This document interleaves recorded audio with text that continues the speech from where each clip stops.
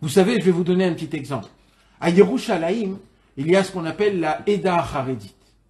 La Eda Haredit, on va dire, c'est la le corps de cachérisation, le gouffre, comme on dit, le corps de la cachérisation, on va dire le plus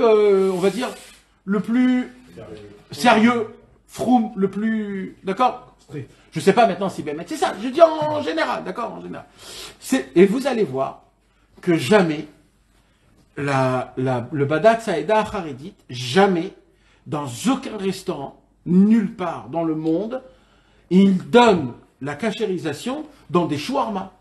Même si le shawarma, il est cachère, même si c'est leur viande, le fait qu'il y a 50 kilos de viande qui tourne comme ça, et toi tu fais comme ça, on ne donne pas de cachérisation à ça. Maintenant c'est cachère? Oui, c'est cachère. Mais nous, on ne donne pas de cachérisation. Ça s'appelle Mahal Behema. C'est des... Et le bamba. Hein? Et les bamba et tout, c'est pareil. Non, c'est pas pareil. Pas du tout. D'abord, c'est de la viande. De la viande.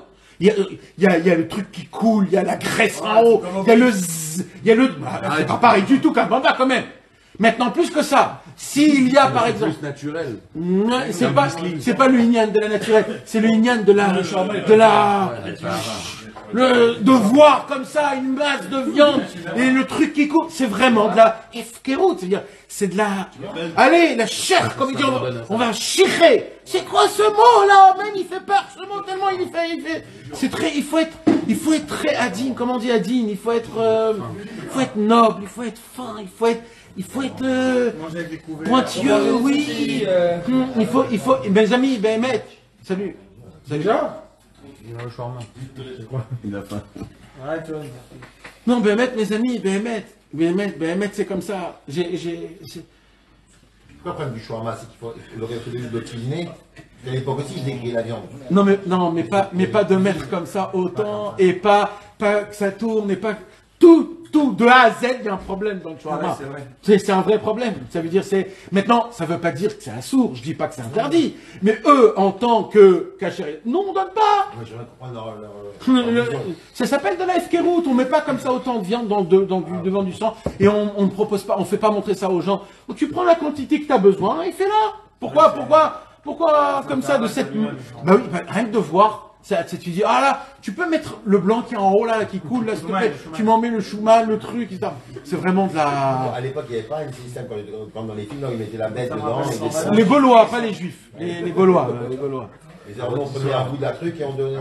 Ce que tu avais besoin, tu prenais, tu te mettais. C'est ça le concept du Derech Eretz, c'est de rentrer dans ta bouche juste de manière que quand tu le mets dans ta bouche, on ne voit pas ça dépasse pas.